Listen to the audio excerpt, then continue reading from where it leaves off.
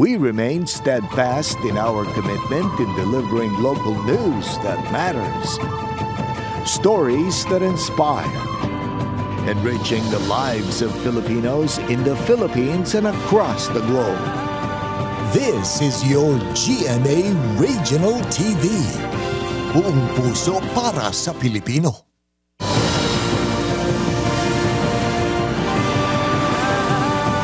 Ini ang GMA Regional TV 1 Western Visayas.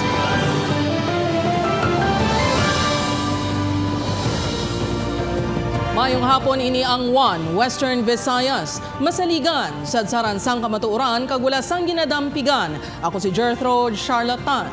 Magadulong sa inyo sang pinakadako kag komprehensibo nga mga balita sa Kabisayan nakatungdan. Caitlin Revilla, live sa GMA Iloilo Station. Ako si Aileen Pedreso, live diri sa GMA Bacolod Station.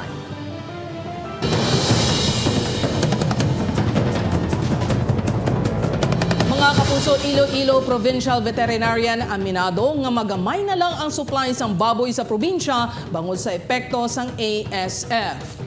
Supply sang baboy mas nag-iwat pa samtang nagahilapit ang holiday season suno sa mga manugbaligya. Presyo sang karne sini posible nga magdangat sa 450 pesos sa Disyembre. Ining gintutukan ni Zen Kilantang live sa Haro, Iloilo City. Zen?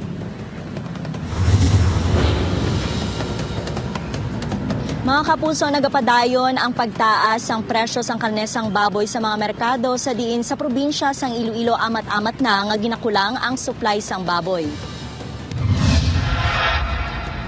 Ginako sang pila ka mga manugbaboy sa probinsya sang Iloilo nga nabudlayan na sila sa pagpangita sang supply sang baboy bangod halos wala na sila sang may mabakal sa kaiping nga probinsya.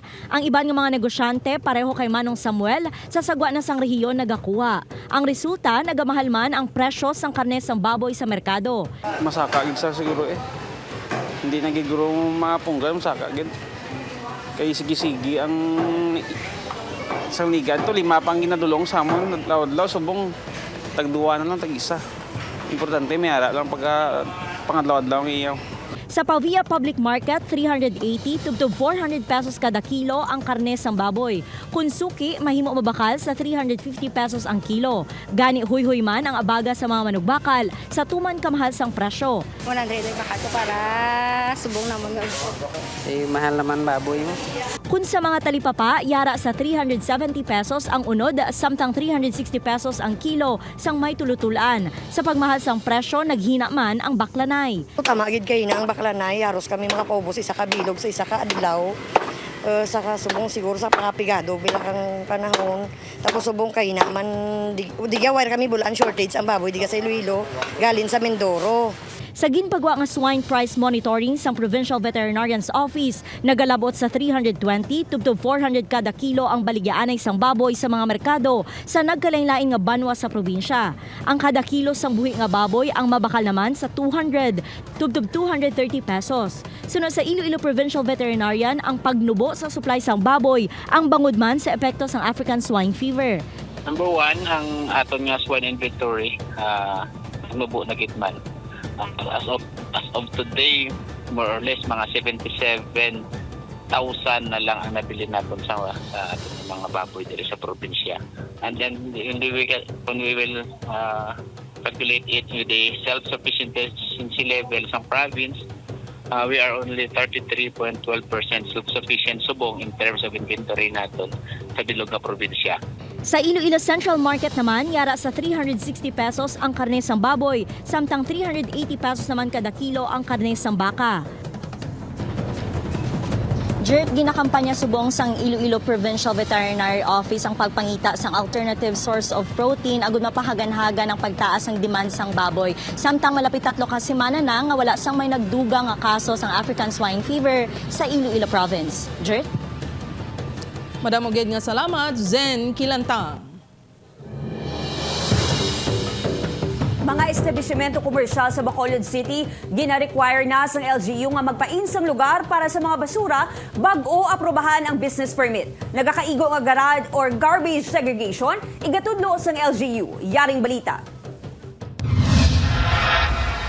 Ginatandaan gid ni Jennifer tagiya sa isa ka food establishment diri sa downtown area ang importansya sang solid waste management. Bangod nagabaligya sang pagkaon, permigid sinigi na siguro nga matino ang ginagawian sa kusina, pati na sa ginakanan sa iya mga customer. Ang mga madunot kag hindi madunot, ilang ginapain agud mahapos sa pagkolekta sang basura. For example, ang mga iyak, ang mga gulay, may gakuha na diya sa amon. Pag-abot sang basura, na muna pagwa namon sang amon mga basura para hindi di magkayag sa dalan. Luyag sang LGU nga ang mga establishmento, ilabi na ang mga nagabaligya sang pagkaon, mangin compliance sa nagakaigo nga waste segregation, isa sa mga ordinansa sa syudad. Agud mahagan-hagan ang problema sang basura, ginhimo sang Department of Public Services bilang isa sa mga requirement. Antes i-renew ang business permit sang establishmento, ang pagbutang sang garbage area. Sa ginpagwa nga checklist sang talatapan, nakabutang nga dapat may ipain nga lugar para sa mga basura ang kada establishmento. Nga nagapamangkot kami na sa ila sang ilang waste generated, kung pila ang volume, ano ilang manner of kung may mga diversion practices nga naga-exist sa ila. Bisan pa nga na-renew na ang business permit, manginhugot gihapon ang monitoring sa compliance sa mga establishmento, kag giyahan manini isang nagakaigo nga pag-segregate kag paghaboy sa mga basura. We are reminding everyone, especially ang ma-apply, ilibuton ng inyong lugar before kamoy aprubahan, no? Pagyatagan sa renewal of business permit. Sa sininga pamaagi, mangin mahapos suno sa DPS ang koleksyon sa mga basura. Upod kay Reynald Castillo, Eileen Pedraso, One Western Visayas.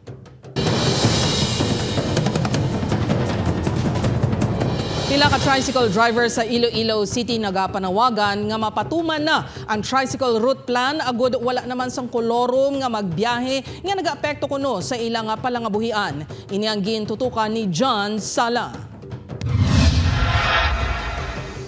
Nagangot-ngot kuno sa gihapon ang kilid sang senior citizen nga si Nanay Azucena matapos nga nadisgrasya sadto sa ginasakyan sini nga e-bike.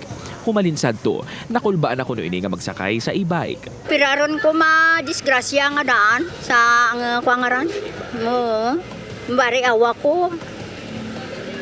Tason tuhod ko magtimba. Kung kakulbang na batyagan ni Nanay Azucena, kaakig naman ang kanday Manong Bert kag Manong John Robert nga mga tricycle driver.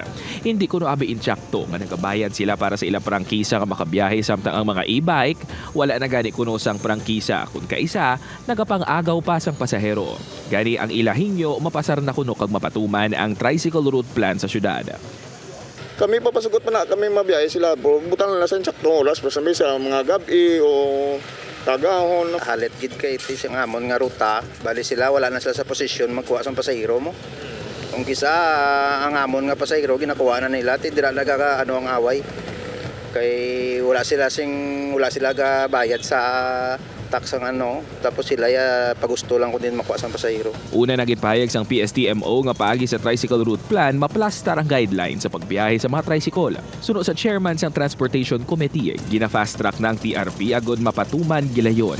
Ginahitsota na lang sa karon ang aton nga tricycle route plan because we want to make sure nga ma-identify and mabuligan naton legitimize ang operations ng aton mga tricycle and so that they can also be easily identified through features nga aton man set for legitimate nga may franchise nga mga tricycle. Suno kay Kabaluna, nahangpan sang konseho nga nagatinguha man nga maka-income ang mga e-bike driver. Apang kung basehan ang kasuguan, hindi ang mga ini pwede makapamasada kag risgo man sa driver kag mga pasahero ang pagbiyahe sa National Highway.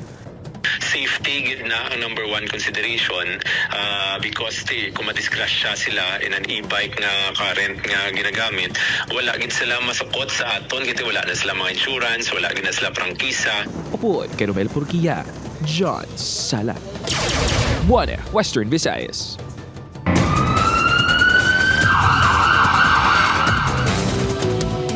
Dulong sa gihapon ang Oton Police sa ginatudlo duwa ka mga suspect nga nag-hold up sang isa ka kolektor sang isa ka lending company sa Barangay Pakyad, Oton, Iloilo kahapon.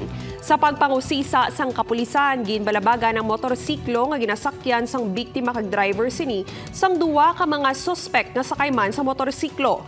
Ginkuha sa mga suspect ang bag sang biktima nga may unod nga 10,000 pesos. Ginalantaw sang kapulisan nga madugay na nga ginapanilagan sa mga suspect ang mga biktima antes ginhimo ang krimen. Mga ukay-ukay kiosk sa Bacolod City Public Plaza, pasugtan nga ipadayon ng pagbaligya kung kaiho ng setup sang ila balaligyaan. Yari ang report. Nagpatigayon sa inspeksyon ang Committee on Markets sa sining mga kiyosong ukay-ukay sa palibot sa Bacolod City Public Plaza. Ini matapos sa kabaton sang reklamo ang LGU halin mismo sa mga pumuluyo nga hindi kumporme sa lokasyon sa mga baligya nga sunod sa ila nagatabon sa plaza. Ginatunaan nga sa iluhon sa dalan balistero sa mga kiyosko. Pag libot naton, do nakita tagid tong do paindigid namin isang ilang setup.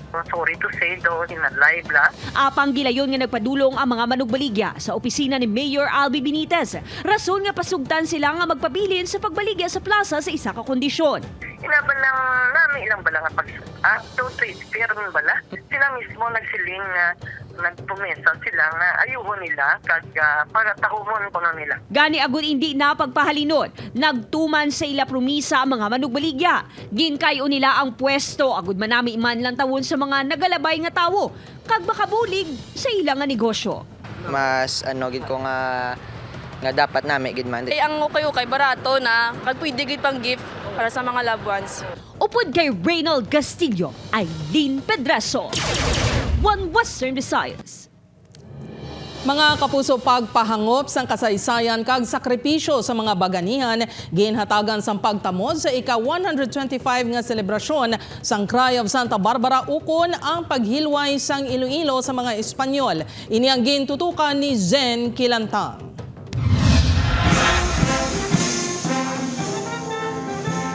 Nagpatigayon sang flag raising ceremony kag naghaladman sang bulak sa estatwa ni General Martin Chofilo Delgado kadungan sa pagdumdum sang ika-125 nga tuig sang Cry of Santa Barbara. Nangin makasaysayan ang November 17, 1898 bangod diri nagumpisa ang revolutionary government sa Visayas sa pagpanguna ni General Martin Delgado. Diri ginpakita ang kaisog sa mga Ilonggo agud maangkon ang kahilwayan batok sa mga Espanyol. 125 ka tuig ang nakaligad sang ginwagayway sa unang ation sa Gwa sang Luzon ang hayahay sang Pilipinas sa Santa Barbara. Bilang pagkomemorar sini kaina sang aga ginpatigayon man ang parada sang 125 ka mga hayahay sang pungsod. Nagsumikap ang ating mga ninuno para magkaroon tayo ng identity. Karapatan at kalayaan para magkaroon ng yung gusto natin suotin ng mga damit. Yung gusto natin gawin sa ating sarili. Karapatang pangsarili at karapatang pambayan. Lahat po yan ay sinisimbolo ng pagkipaglaban sa pamamagitan ng ating bandila. Preska pa sa paminsaron sang anay soldado nga si Colonel Guillermo Matiling Jr. ang ilainagyan sa pagpakig-away sa mga dumuluong. Hingyo sini nga hindi tani makalimtan sang ulihing tubo ang ila sakripisyo. Every country has to have an armed forces. Now, ining commemoration is very important to us, soldiers. Maski retired na kami, we are still soldiers because during times of great challenge, ang soldado ang nagalid para nga magdaog kita kontra sa mga nagaapigo sa aton. Gani ang grade 12 students nga Sunday Julie kag Cyril ginahibalugid ang kasaysayan kag ginapabugal ang sakripisyo sa mga baganihan. Pag-recognize sa mga sacrifices sa ginubra sa aton mga baganihan sang una kung wala nila to ginubra wala kita subong sang Santa Barbara. Well, for me lang, it's very important po talaga na ma-remember yun kasi part yun ng culture natin.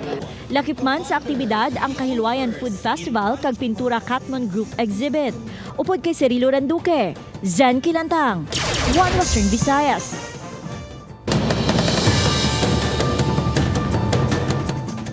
Mga outfit nga himo sa recycled materials bida sa trash and show sang Leganes Central Elementary School. Ini ang gitutukan ni Kim Salinas. May nag-ala robot, warrior, daw anghel, Kag madamo pa sa maduagon kag matahom nga costumes ang kindrampa sa masobra isa kagatos ka mga estudyante sa Laganes Central Elementary School. Apang hindi lang ang abilidad sa pagrampa sa mga estudyante ang bida diri, kundi ang ila mismo nga costume. Sa ila trash and show, ang outfit sa mga estudyante ang gingamitan sa basura o kon recycled materials. Yung gamit sa trash and show, amo ang mga recycled materials nga makita diri sa school or mga trash nga makita sa school kag sa palibot sa eskwelahan. Ang example, amo ang mga plastics, paper plates, mga plastic cups. Tinutuyo sa aktibidad nga mahanas ang creativity sa mga estudyante kag sa pag-recycle sa mga basura. Nakabaton sang cash prize kag certificates ang mga nagdaog estudyante sa nagkalain-lain nga kategorya, kaangay sang gown, casual kag innovative costume. Gani ang mga estudyante nalipay nga wala lang nakapartisipar kundi nakabulig pa sa palibot. Ang makabulig sa palibot sa environment nga malimpyo. Luyag sa mulutuan nga mahatagan sang igtalupangod ang 5 R's sa waste management nga amo ang refuse, reduce, reuse, repurpose, and recycle. Upod kay Romel Porquia, Kim Salinas. 1 Western Visayas.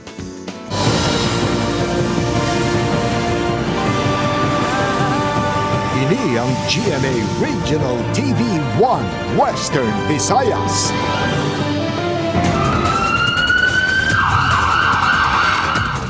Naglabot sa masobra 1 milyon ka pesos nga balor sang isda ang nakumpiskar sa isa ka semana nga operasyon batok sa illegal fishing sa probinsya sang Iloilo. Sunod sa Iloilo Police Provincial Office, nagapadayon ng ilang hugot nga kampanya kontra sa illegal nga manugpangisda. Sunod-sunod nga operasyon ang ginpatigayon sang kapulisan sa Banwa sang Ahoy, Banate, Carles kag ang pinakadako amo ang sa Banwa sang Concepcion. Nahibaluan nga umpisa November 15, ginadumilian na ang pagpangisda sa Visayan Sea. Kutob sa mga madakpan ang pasakaan sang kaso sa paglapas ng fishing violations. Ginmando na sang Iloilo Provincial Government ang pagpasanyog sang kampanya kontra illegal fishing sa probinsya. Sa subong ang status sinabi, ang ato nga bantay dagat is under Department of Agriculture. So nagadepende ang operation sa atong bantay dagat, depende sa fund sa Department of Agriculture. Traffic enforcers ng Bacolod City Traffic Authority Office plano nga ipaidalom sa training sang MMDA agud matuluan sang traffic management kag character development. Yaring balita. Nagapati ang bag-o nga tagpamuno sa Bacolod Traffic Authority Office kon bitaw nga kinahanglan nga maid-id nga tutukan ang traffic management sa syudad. Gani nagsulat ini sa Metro Manila Development Authority o kon MMDA nga nagahingyo nga ipaidalom sa advanced training ang mga bitaw personnel. Basic upgrade, modern times, things change. The city of Bacolod now is still in an adjustment period with towing and clamping. So these are things that we all have to adjust.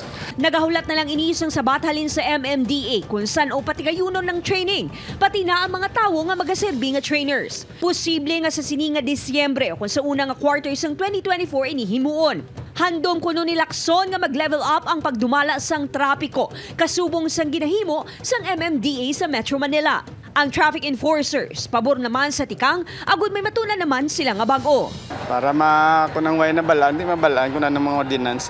Mas ma-enhance pagkidamon nga skill sa dalan. Samtang naglabot na sa kapin 500 sa mga violators ang clumping kag towing ordinance sa syudad.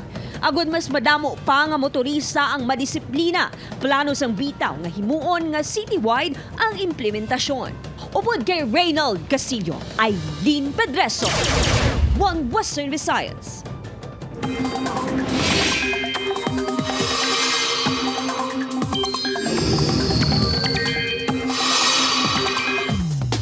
Mga kapuso, nagsulod na sa Philippine Area of Responsibility ang low pressure area nga pila na kaadlaw nga ginamonitor. Ulihi ini nga nasiplatan sa kalayoon nga 935 kilometers na sidlangan sang northeastern Mindanao.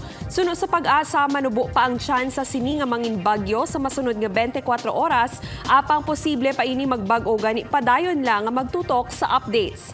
Ang LPA kag Shearline ang magapaulan sa dako nga bahin sang pungsod, samtang magaluntad man ang amihan sa iban pa nga bahin sang Luzon.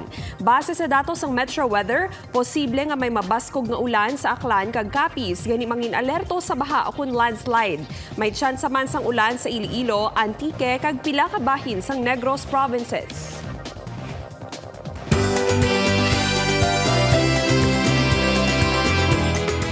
Mga kapuso, updanta ang mga taga-Hinubaan sa pagsaulog sa ila 75th founding anniversary, kung sa diin ginahanduraw ang kasaysayan kag ginapasalamatan ng bugana nga grasya.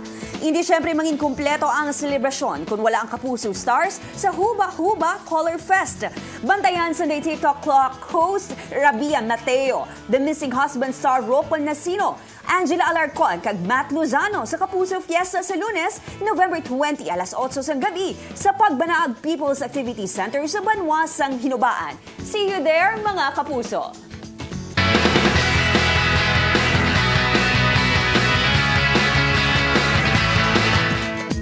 The secret is out.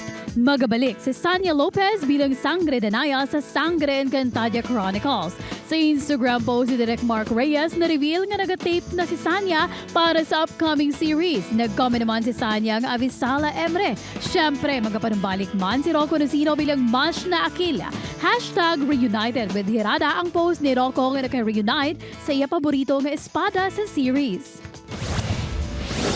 Michelle D is very much in her game sa National Costume Show. Napawaw ang tanan sa plane-inspired costume ni Michelle. Tribute kuno ini ni MMD sa Filipino weaving culture kag sa iya role bilang Air Force Reservist. Tan look si MMD, suksok ang costume nga may duag sang hayahay sang Pilipinas. Nakitan man sa iya costume ang #LoveThePhilippines nga slogan sang Pilipinas. Samtang yari naman ang mga eksena nga mo dapat mamiss sa Black Rider. Bago nga karakter nga si Pretty, makilala na ang amay ni Vane. May koneksyon bala sa sindikato? Paano bala ni Elias Tukibon ang kamaturan? Inakagiban pa nga maaksyon ng mga eksena ang bantayan sa Black Rider sa GMA Telebabad pagkatapos ng 24 oras.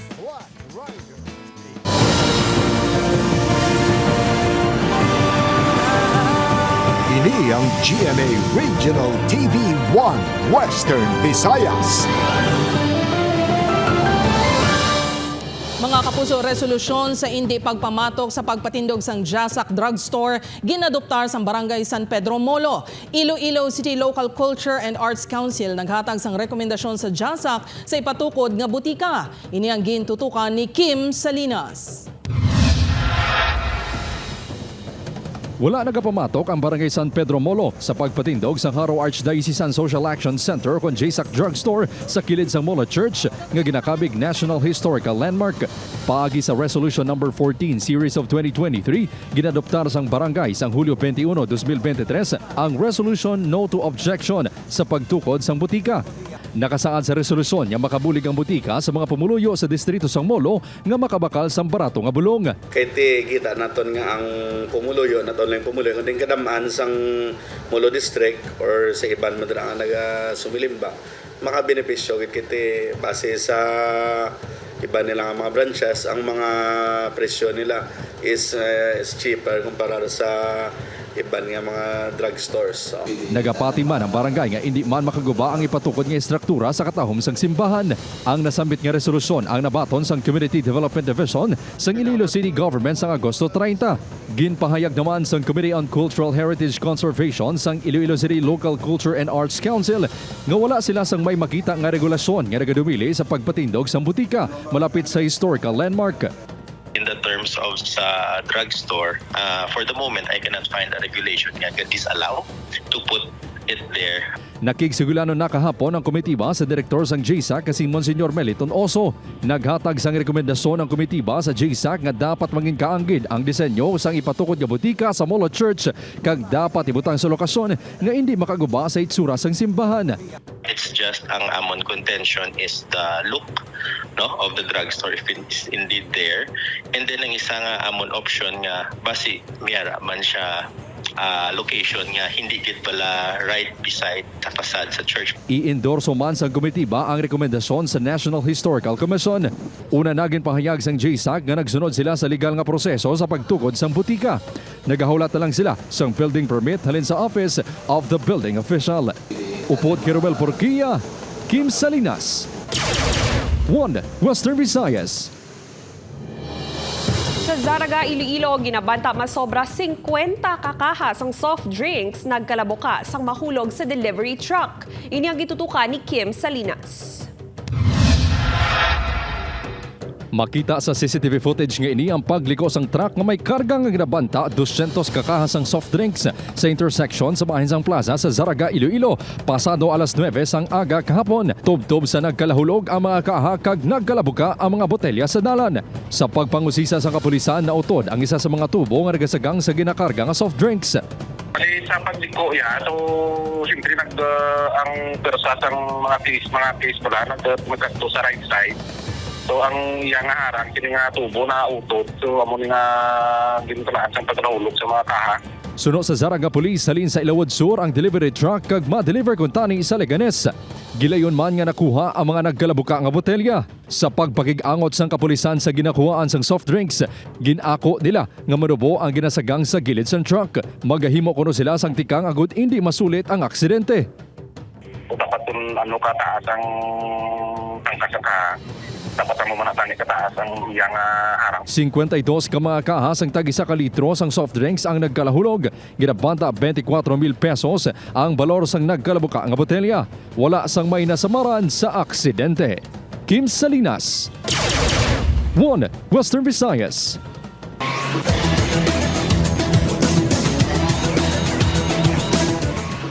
Mainit kag nangin makahalawat-hawat ang pag-atubangay sang LPU Pirates kag San Sebastian Golden Stag subong hapon sa nagkapadayon nga NCAA Season 99 Men's Basketball.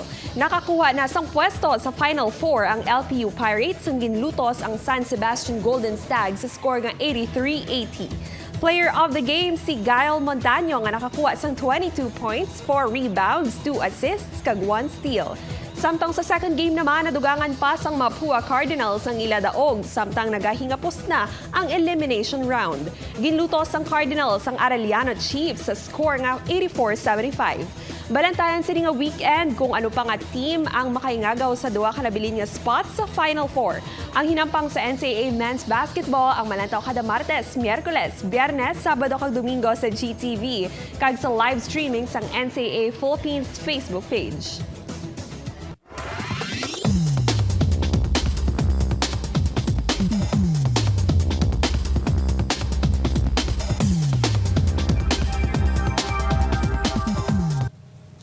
Mga kapuso, mahimo nyo malantaw ang ini nga episode sa GMA Regional TV official website www.gmaregionaltv.com kang pwede man mabisita kag i-click ang subscribe button sa GMA Regional TV official YouTube channel para sa mga updated nga balita. Mga kapuso, 38 days na lang, Pasko na. Sa aton mga kapuso diri sa Western Visayas kag subong man sa aton mga kapuso abroad. Madamo gid nga salamat sa pagtutok. Ako sa Eileen Pedreso. Kapuso, mag-isa kita kag hibaluon ang mga balita tungod local news matters. Ako si Caitlin Revilla. Kag ako si Gertrude Charlatan, ini ang 1 Western Visayas. Bugos nga puwersa para sa mas dako nga misyon kag mas masangkad nga pagserbisyo sa pungsod.